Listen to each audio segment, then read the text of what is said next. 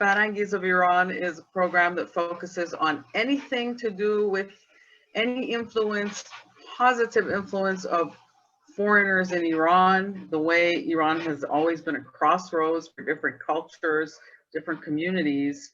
So I thought it was perfect, and I'm so honored to have Jacqueline Saper on. Jacqueline Lavi Saper was born and raised in Iran, and she's the daughter of a British mother, and an Iranian father. And she also is Jewish on both sides. So where sometimes I focus on dorage, which means two veins, one could also say that Jackie is serage. So without further ado, I'm going to have Jacqueline greet me. How are you doing today? Nice to be with you, Jessica. Thank you for having me. So Jacqueline, I came across your work when you had remarked on a picture of you with your mother at a place in Ramsad, and I noticed that your mother was European, and so was mine. So I immediately felt an affinity. And then we started talking, and I read your wonderful book, From Miniskirt to Hijab.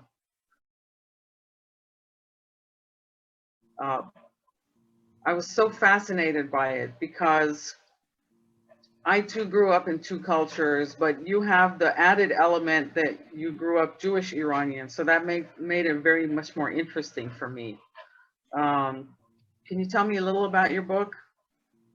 Well, my book is about it's a memoir about growing up in Iran, in pre-revolutionary Iran, then during the revolution, and then 8 years in the Islamic Republic of Iran. I begin my book, the first sentences of my book, if I may read it, the first sentence of my book is, my bicultural upbringing in the upper middle class northern Tehran community of Yusufabad was evident in our home's decor.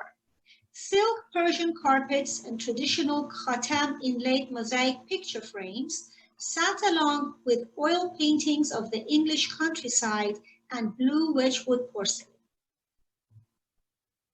That's such a perfect combination, being dorage, and it just really hit me right in the face. My view is that it made for more interesting people, more diversity, but there's a lot of challenges that comes with that, isn't there? Yes, yes. And a lot of challenges that befell on me as the child of this marriage in some ways. It enhanced my life.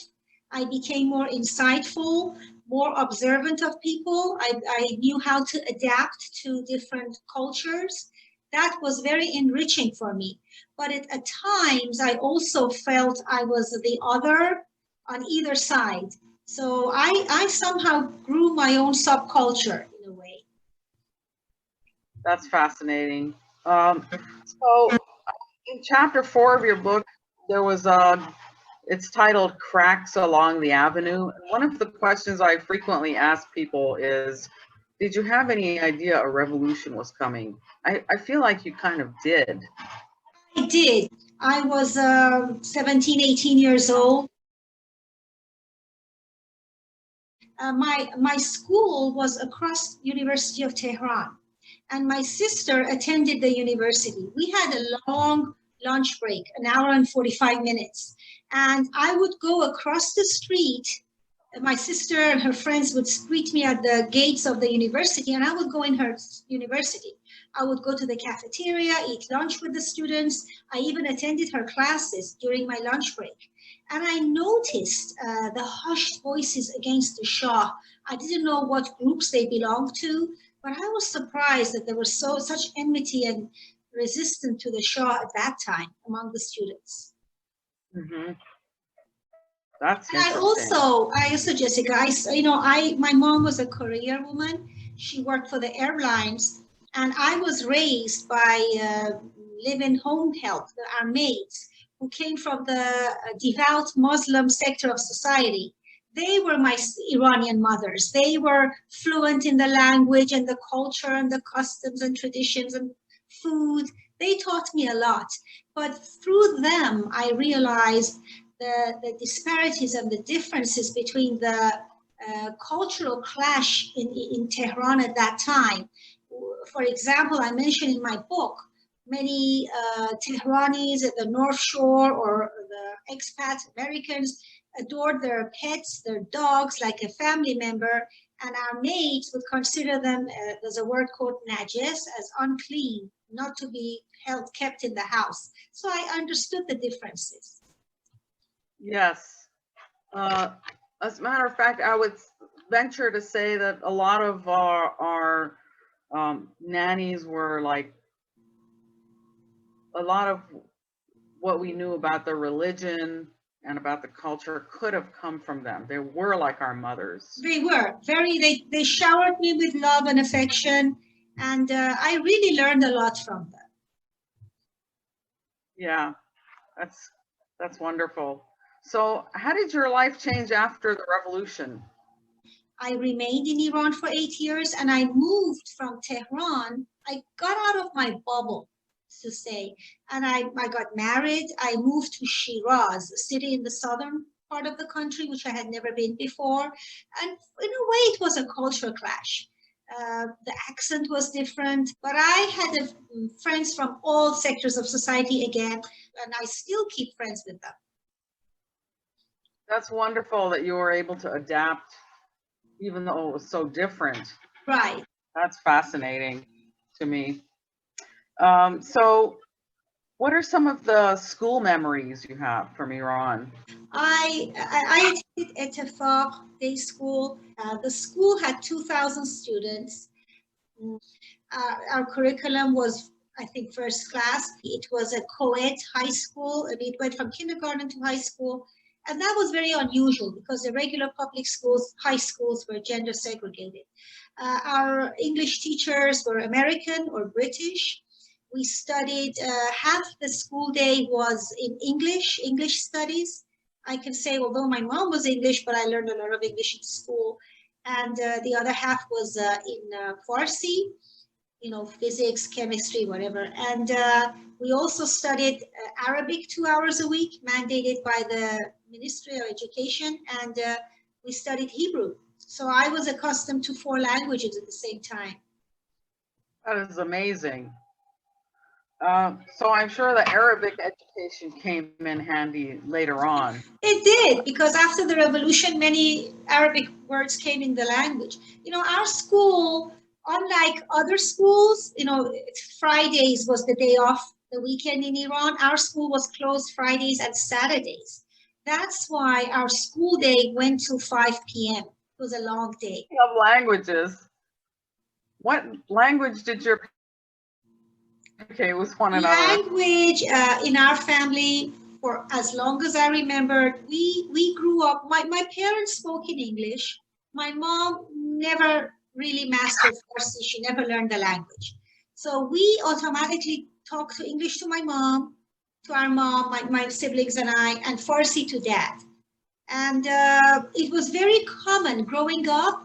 We would just mix words. Our sentences were 2 languages in one. It was natural for us. Mm-hmm. And when I came to America, a lot of second generation American-born children of immigrant Iranians who have Iranian parents consider themselves bicultural because they have Iranian families, but they're Americanized.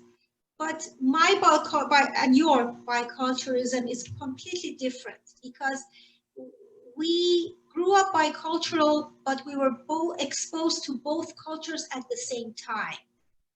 It's a little different. Yes. Yeah, it is a little different.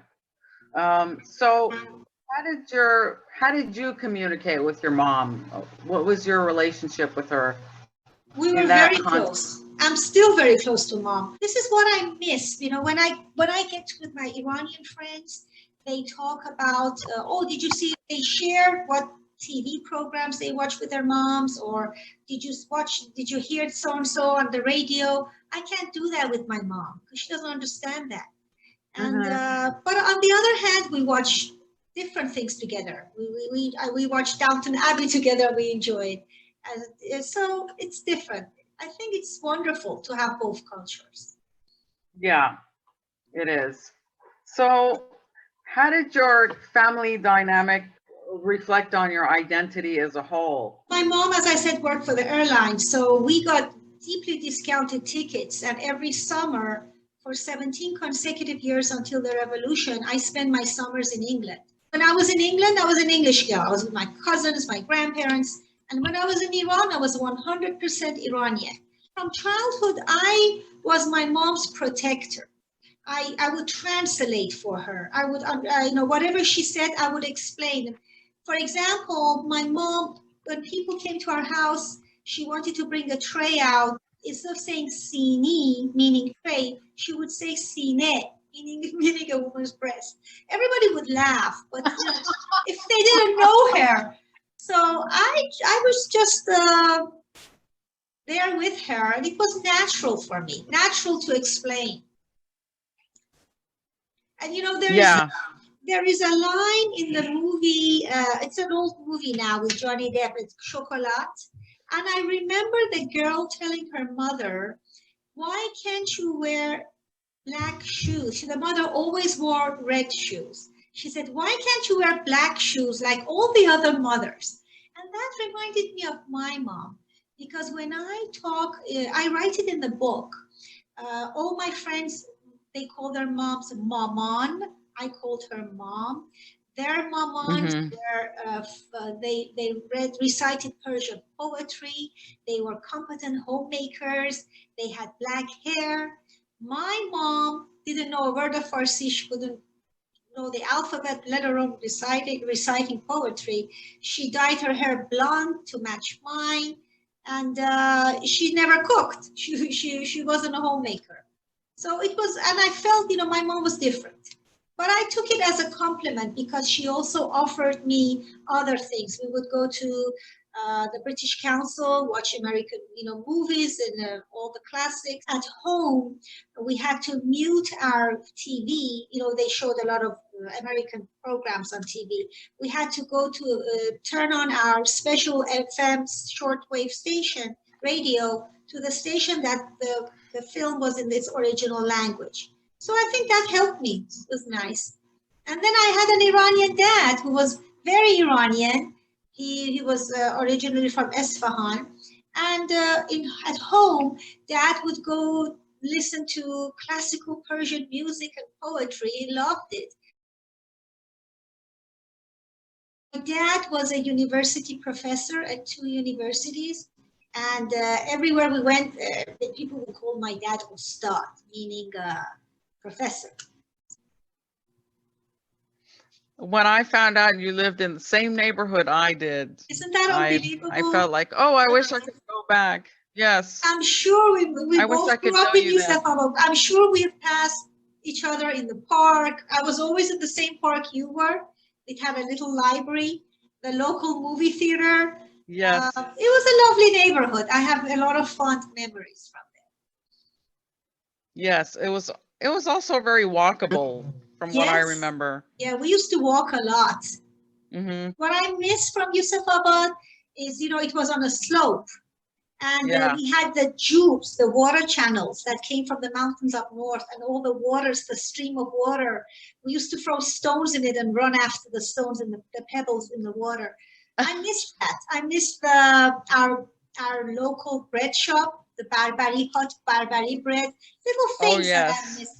And we used to go to Damavand up north and hike the trail and sit on wooden chairs with the stream under us and have tea. Wonderful memories. Yes. It's such a brilliant idea to write a book. So I'm really overjoyed to have had you on this program. And that's more how I think of this program, Farangis, of Iran, because we are of Iran. We're not just in there. Yes. And I found it, I just so enjoyed seeing, when I saw the cover of your book, I said, I have to read that. I'm going to be assigning your book to my students in my university class. Wonderful. Well, the book is, it's all fact-based. It's published by a university publisher, and it's part my story, but it's a history, part drama, part history of what happened, and I lived through it. I was a witness to it, so it's very detailed.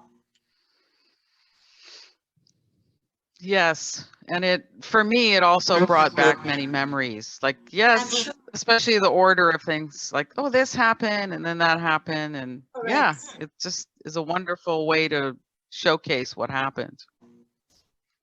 Thanks. Thank you. Bye for now. Talk to you soon. Bye bye. Bye bye.